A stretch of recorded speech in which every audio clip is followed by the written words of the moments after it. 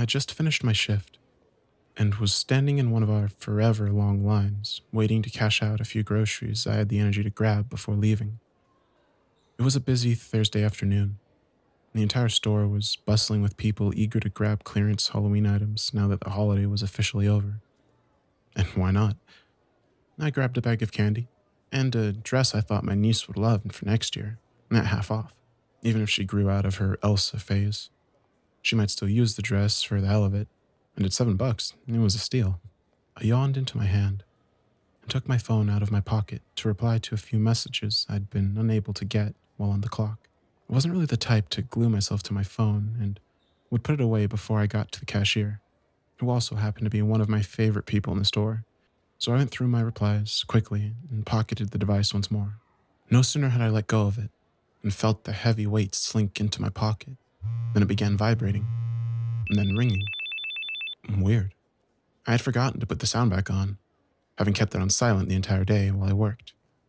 At that same moment, I heard all the phones up in the wireless center that I had just left start going off as well. Not to mention the person standing in front of me who had her phone in her hand. Okay, not terribly unusual. That had happened once before when we were under a tornado warning. Definitely a scary sound to hear out of nowhere, and all the phones at once. It had taken me a minute to get around to all the phones to silence them, and I had remained uneasy the rest of the day. It was almost prophetic, now that I look back on it. Snatching the phone back out of my pocket, I had just started reading the first line of text when the woman in front of me said, "I'm sorry, I need to go," before hastily shoving her cart aside and jogging out of the store. As I continued to read, I heard more quick footsteps and panicked talking as people left in droves. It was an Amber Alert. Again, not unusual, except it didn't stop with just one or two kids. There were pages and pages. My heart raced as I flipped through them, until I fell on the one I dreaded seeing. My niece and nephew. Gone, as of 3:15, a few hours prior. The others, all roughly around the same time. Sorry, Sally, I've got to run too, I said apologetically, slinging my purse back around my neck, running with my cart and shoving it into the corral before sprinting out of the store into my truck. As soon as the door shut, my phone rang. It was my sister, the mother of the two. Completely frantic, I tried to calm her down as I put my seatbelt on and threw it into reverse, following the now horrendous traffic out of the parking lot, shouting and waving at those in front to hurry the fuck up. Why shouldn't they? Their kids were missing.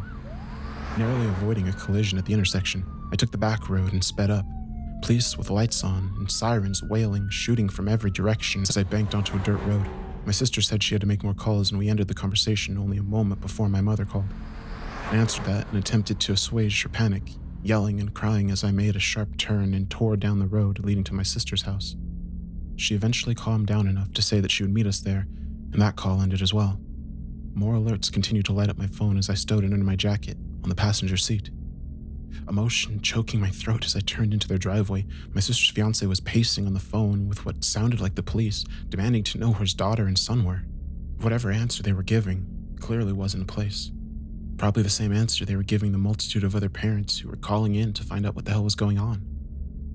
The next hour was a blur. There was more crying, shouting, neighbors coming over to share their own stories, frantic Facebook posts, parents going to pick up their older ones from school, only to be told that they had gone playing with their friends while they waited and wandered.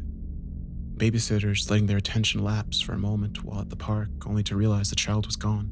Infants simply disappearing from their rooms where they were sleeping, and nobody seemed to be witness to how it had happened. That isn't to say that all the children in and around this area were missing. By some chance, there were still many that were safely with their parents, confirmed by several more phone calls, which started raising a question. Why? Why were only a few taken? Given the general information we were getting, the disappearances seemed to have started around 2 this afternoon, all the way up until now. Yes, even now I hear the phones ringing, dinging, and raising hell everywhere I go. And this took place over 24 hours ago. It's still happening, and my heart still hurts to hear it. Getting down to it, because I'm not sure how much time I have left, it was the police, government, whoever the fuck you want to blame. One of the neighbors got a tip-off from a state guy he knows that some of the military trucks people have been seeing were going down County Road 21. That's all I managed to get out of the guy before there was shouting and a gunshot. and then a dead signal. Silence fell over the 11 of us in attendance when he finished the story before my sister's fiance spoke up. Well, pick a fucking vehicle and let's get going. Rational thought of what we might be getting ourselves into thrown aside, we packed 3 vehicles and took off. County Road 21 was about 12 miles out from where we were, and we didn't even know the direction in which the trucks had been coming or going. When we reached it, the other 2 vehicles went north, and we took south. Most of the drive was filled with silence, sniffing, the constant air of anxiety. We communicated with the other 2 vehicles on and off, wondering where the hell we were actually going. But about 20 minutes later, my sister's fiance called my father, who was in my truck. They found what looked like a newly beaten path into the woods, and we were going to follow it. Since that's the most we'd found in almost an hour and a half, I spun the truck around and we headed to their location. Once we arrived, we talked in urgent but hushed voices on the next course of action. My sister's fiance was all about driving right in and figuring out what the fuck they were doing, but a mutual friend, Matt, piped up and shut him down, saying that if it really was the military, we'd all just get killed. We opted to abandon the vehicles just far enough into the woods, not to be seen by the road, but also hopefully not close enough that we'd be spotted by whoever had gone down here. Engines killed, guns put into the vehicles, jackets wrapped tight, we walked and walked. It was nearly 2 miles in before we saw a blaze of light in the distance. We started sprinting, slowing down about 200 feet out before getting down and trying to make sense of what we were seeing. Being interested in conspiracies, the first thing that jumped to my mind was FEMA camp. The trucks were parked on either side of the entrance. Soldiers were stationed both there and at each point around the encampment. It appeared that children, if they were in those trucks, would be inside already. My sister hissed what we should do. What could we do? Then Isaac jumped up. "We've got to go get them," he said, handing his gun to my sister's fiance, marching towards the gate. He hadn't gone 2 steps outside the tree line before shots wrought the air and he dropped. What the fuck? What the fuck? My sister hadn't bothered keeping her voice down, and men started flooding out of the gates. They'd been swung wide open enough that I saw the tail end of a line of kids, with my niece looking terrified and beside herself in her little pink dress, closest to the gate. She threw a look our way as the men marched out, and though I'm sure she couldn't see through the density of the failing daylight, I swore she looked right at me. I've never been so torn in my life. I wanted to jump up and go barreling in there, to knock aside all those assholes and drag those kids out, to take that frozen look of horror from my niece's face, and in the instant I stood, my brain told me no. Logically, we need to get the fuck out of here. Now, we couldn't save anyone if we were dead. We ran. I ran faster than I've ever run in my adult life, and the feeling of guilt and pain, gut-wrenching heartbreak threatened to take me down with every stride. I was leaving them. Would there be anything left to save if we did somehow manage to get in? Would it be too late? What were they doing with them anyway? Is it some fucked up experiment? We got back into the trucks, got back on the road and drove. I don't know if they were following us. I imagine they would have if they thought there might be witnesses to what had happened. Surely they heard us crashing through the woods, leaves and branches crushing and snapping underfoot. But I didn't look back, because I knew if I did, I'd turn around and crash my truck right through that fucking gate. We're about 100 miles out now. We keep saying we need a game plan. Maybe if we told others, they could help us. But what if those we told were found out and executed, or brought there as well? We would consistently lose more people. I don't know what to do. None of us really do. If it's the military and police, we can't just call them up and say, "So yeah, we know what you're doing, and you should stop, and give us the kids back." We're going to work on heading back that direction when day comes. I think I've brought up the possibility of enlisting some of the locals here to help, as they should know of the disappearances by now, though they weren't directly affected from the snatches of conversation I've managed to get. But for now, we're exhausted. We'll have a more concrete plan when we've gotten some semblance of rest and can think more rationally. Maybe.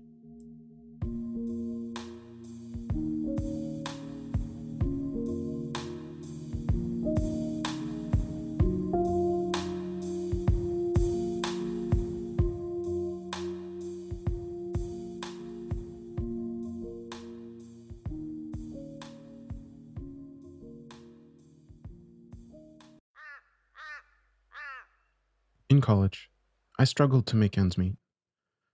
Most of my meals consisted nearly entirely of ramen noodles, garnished with a scrambled egg if my finances were stronger than usual, combined with a weekly splurge of a candy bar and soda each Friday. I worked a part time job, but city rent was expensive. My classes were too tough to work more than 20 hours a week, and my parents had cut me off a year before. I was desperate, searching for any solution to bring in spare cash, and eventually, I found one. It started as a joke among my friends.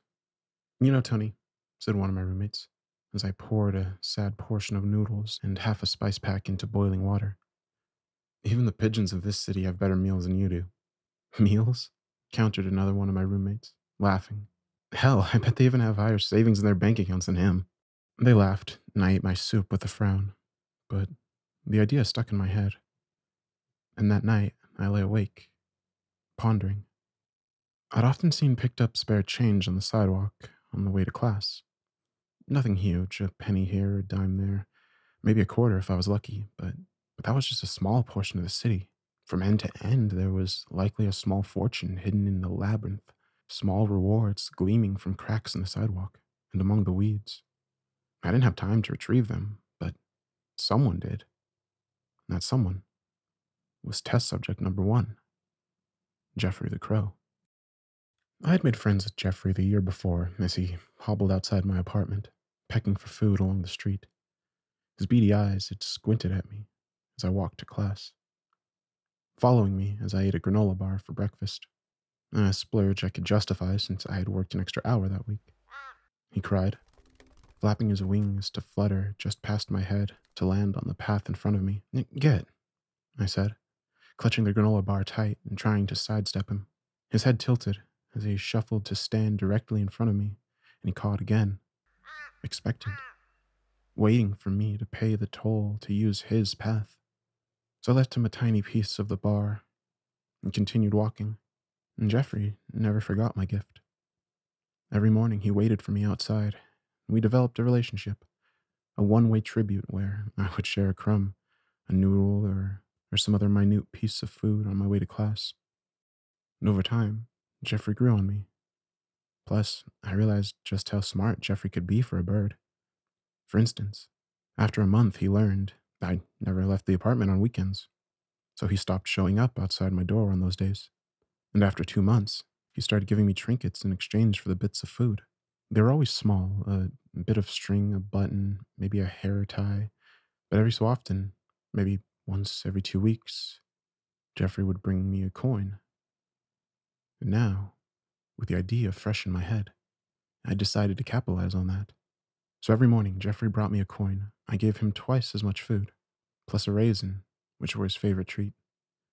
For 2 months, Jeffrey failed to realize the trend, instead complaining on the days where he received his normal portions. Then, on the third month, something clicked, and Jeffrey only brought me coins from that day forward. At first, it was only amusing. Using my collegiate level math skills, I calculated that Jeffrey was contributing about 60 cents per week on average to my net worth, enough to bolster my diet with 2 or 3 bananas a week. But Jeffrey had friend crows, ones that had watched our interactions from the street but never approached. And eventually, they too learnt the pattern. Until by the time I graduated, 12 crows brought me presents each morning. A whopping $7.20 a week, equivalent to just over a pound of bacon at the store. It became a running joke among my roommates, but their eyes still widened in awe each morning as the crows queued up each morning bearing gifts. I was sad to have ended my project when I graduated.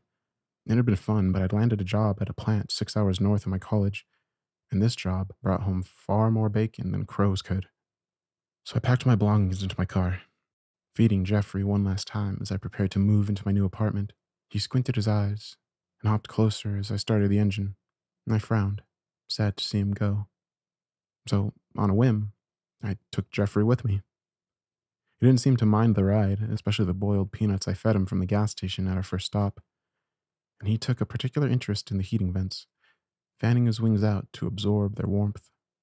Civilization drifted as we drove, less and less buildings appearing until we were deep in the countryside. Forest taking over where I used to see streets, and on arrival, I released Jeffrey from my car as I unpacked into my new place, watching him hop after me with each trip until he eventually grew bored and fluttered off. Each morning, he still met me, quickly growing used to my schedule, still bringing me coins in exchange for breakfast, and the other crows in the area were observant to this outsider, watching our exchange until only 10 days in, they too started finding coins for me. I smiled. It looked like I wasn't going to leave my project behind after all. But each day, less coins showed up at my doorstep. In the countryside, there were far fewer coins to be found, and Jeffrey started bringing other objects again, nudging them towards me for food. Until 6 weeks in, there was no spare change left to be found. I felt bad for him, having drawn him away from his home. So I still paid him in full, 2 peanuts for each item, though now there were 12 crows that showed up at my door, and the number was growing each day. Then, one day, Jeffrey brought me something different. Standing on the path to my car, he dropped something small and white on the ground, something hard that bounced, that made the hair on my neck raise as I recognized it. A tooth. More precisely, molar. What looked to be a human molar. No, Jeffrey, I said, stepping backwards and pulling a quarter from my pocket. You have to bring me quarters, not this, he said, insistent, and flapping his wings. He tilted his head as I walked to my car, picking the molar back up and landing it on the hood. With a soft tink, he dropped it on the metal, scratching at it. His eyes narrowed. Swallowing, I reached forward and grabbed it through my mittens, then handed him a peanut out of guilt. I suppose I should have expected him to bring me something like this every once in a while, and I put the thought into the back of my head. But the other crows had been watching the transaction. By the end of the next week, their numbers had reached 24. Every morning they flocked to me as I waded through them, cawing and flapping, each searching for a reward, and each with something new in their beaks. And they dropped it to the ground as I bit my lip, watching the small white objects come to rest on the concrete. Teeth. 24 of them, one for each crow. And every day they brought more. Even after I stopped rewarding them, they continued to show up on my doorstep, dropping teeth into a mound, their eyes angry as I refused to give them payment, but instead swept the teeth under my porch. Other crows still picked up on their behavior, and their numbers still grew larger, and more teeth would be deposited. It's been 3 months since Jeffrey brought the first tooth, and I don't know where they find them, or how they can be so plentiful. I don't want to know, because wherever they're getting them, it must be nearby. But what I do know is that I now have 5 pounds of human molars on my porch.